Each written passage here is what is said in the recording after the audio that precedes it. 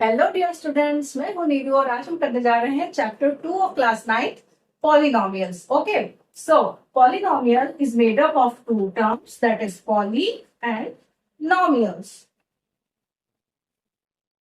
Okay, poly means many and nomials means terms. ठीक है, many terms. Before knowing the terms, ये terms होती क्या है, सबसे पहले आपको दो चीजें पता होनी चाहिए। One is constant and one is variable.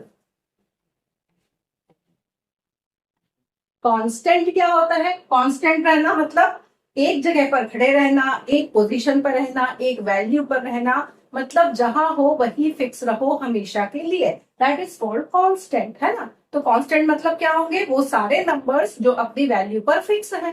कौन है अपनी वैल्यू पर fix? Like 0, 1, 2, 3, -4, -5, all kind of numbers जिनकी वैल्यू हमेशा फिक्स रहती है, that are called constants, right. Variables क्या होते हैं? Variables are the expressions which can contain any value, जिनमें हम कोई भी वैल्यू डाल सकते हैं, जो कोई भी वैल्यू को कंटेन कर सकता है। तो अब वेरिएबल्स को हम कैसे रिप्रेजेंट करें, क्योंकि इनकी कोई फिक्स वैल्यू तो है नहीं, कुछ भी चेंज हो सकता है। तो इनको हम अल्फाबेटिकल टर्म्स में यूज करते हैं, जैसे A, B, C, X, Y, Z and so on, right. तो इस तरह के जो टर्म्स होते हैं इनको हम क्या बोलते हैं? वेरिएबल्स। ओके, अब कांस्टेंट और वेरिएबल्स मिलकर बनाते हैं टर्म्स। ठीक है, कैसे बनाते हैं देखिए। जैसे मैंने 1 ले लिया और ए ले लिया, तो 1 into a, that means a, 1 a is a. Then 2 into c, 2 c, 5 into x, 5x। तो ये जो चीजें बन रही हैं, दीज आर कॉल्ड टर्म्स। ठीक है, ये है टर्म्स। अब ये टर्म्स जब बहुत सारे टर्म्स एक साथ ज्वाइन हो जाते हैं तब बनता है एक एक्सप्रेशन। ओके, तो अगर मैं इन टर्म्स को एक साथ लिख दूं, जैसे a plus 2c plus 5x, तो ये एक एक्सप्रेशन है। अब इस एक्सप्रेशन में लेकिन प्रॉब्लम क्या है, इसमें बहुत सारे वेरिएबल्स हैं। ए भी आ गया, सी भी आ गया, एक्स भी आ गया। It has so many variables. ठीक है, लेकिन अभी हम हमारे चैप्टर में जो सबसे पहले पढ़ रहे हैं, हम क्या पढ़ रहे हैं? Polynomials in one variable. तो वन वेरिएबल का मतलब क्या है? वेरिएबल एक ही होना चाहिए, अलग अलग नहीं होने चाहिए। तो एक ही वेरिएबल का मतलब है हमें ए और सी नहीं चाहिए, सारे एक ही टर्म्स में होने चाहिए। तो क्या होगा वो?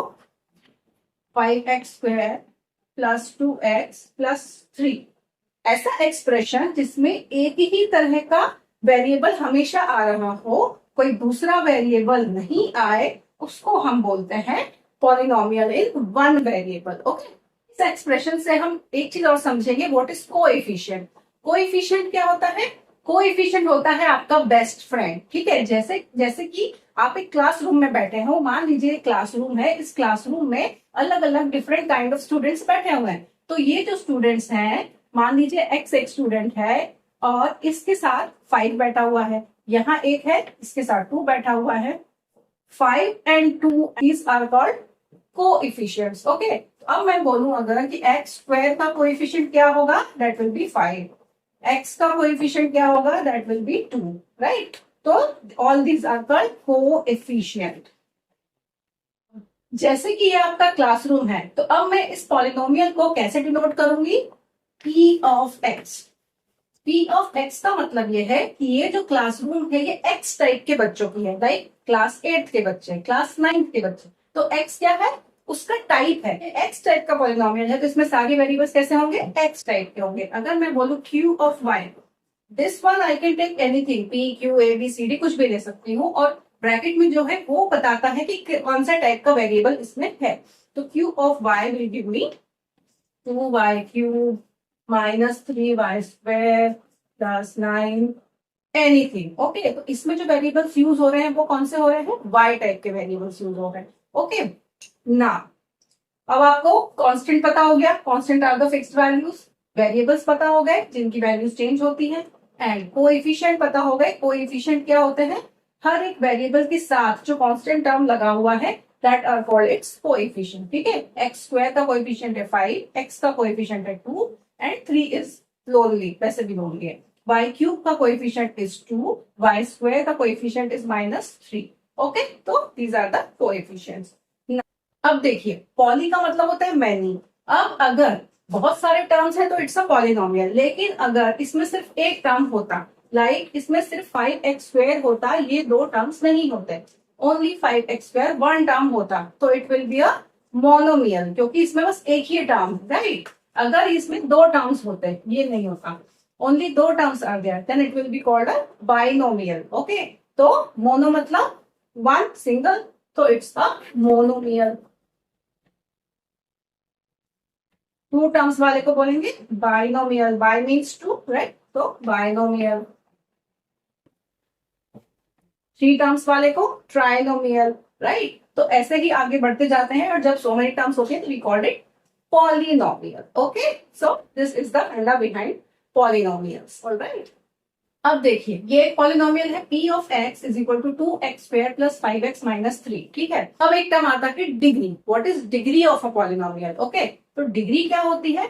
डिग्री होती है उस क्लास का सबसे होशियार बच्चा, वो बच्चा जिसके ऊपर बहुत सारी पावर्स हैं, मतलब बहुत मोटा चश्मा लगा रखा है उसने, और वो बच्चा जो सबसे ज्यादा इंटेलिजेंट है. तो इस पॉलिनोमियल में डिग्री क्या होगी? सबसे इंटेलिजेंट बच्चे का पावर. तो सबसे इंटेलिजेंट बच्चा कौन है? इसके तो माइनस में मार्क्स है, ये तो बच्चे में कोई है ही नहीं वेरिएबल. यहाँ पर एक एक्स है, यहाँ पर एक्स का स्क्वायर है, तो कौन है सबसे तेज? X square. तो डिग्री इज 2. ओके, एक और पॉलिनोमियल लेते हैं, x to the power 5 minus 2x³ plus 100x. ठीक है, पर डिग्री क्या होगी? देखो, डिग्री होती है उसकी पावर होनी चाहिए, उसका कोएफिशिएंट नहीं. लाइक यहाँ पे 7 है, 2 है, 100 है. 100 को देखकर आप ये नहीं समझ सकते कि ये बहुत इंटेलिजेंट है. इंटेलिजेंट बच्चा कौन होगा? जिसकी पावर सबसे ज्यादा होगी. तो x टू द पावर 5 है, तो इसकी डिग्री क्या होगी?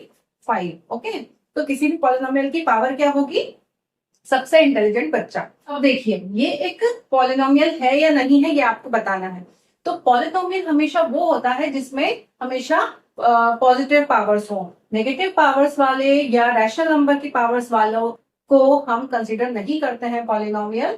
ठीक है, जैसे कि सबसे ज्यादा डिग्री, सबसे इंटेलिजेंट बच्चा, उससे कम इंटेलिजेंट बच्चा, और एंड में बिना पावर वाला, मतलब सबसे जो बैक बेंचर्स होते हैं. अब जब बैक बेंचर पे आ गए आप, तो उसके बाद नेगेटिव में जो जाएगा वो कंसीडर नहीं किया जाएगा, that will be thrown out of the class, है ना, वो बच्चा क्लास के बाहर ही चला जाएगा, समझो. तो इसके बाद अगर कोई टर्म आ रहे हैं, मतलब पॉइंट में, नेगेटिव में, तो उनको हम पॉलिनोमियल नहीं बोलते हैं. तो y प्लस 1/y, इसमें क्या होगा? y की तो पावर 1 है, लेकिन 1/y की पावर है -1. तो अगर कोई नेगेटिव टर्म वाला आता है तो it is not a polynomial. Okay, तो अब हम थोड़े और एग्जांपल्स देखते हैं कि कौन से टर्म्स को पॉलिनोमियल्स बोलते हैं और किसको नहीं बोलते हैं. अब देखिए, ये कुछ टर्म्स हैं, अब आपको बताना है कि ये पॉलिनोमियल है या नहीं है. देखिए, पॉलिनोमियल की कंडीशन क्या है?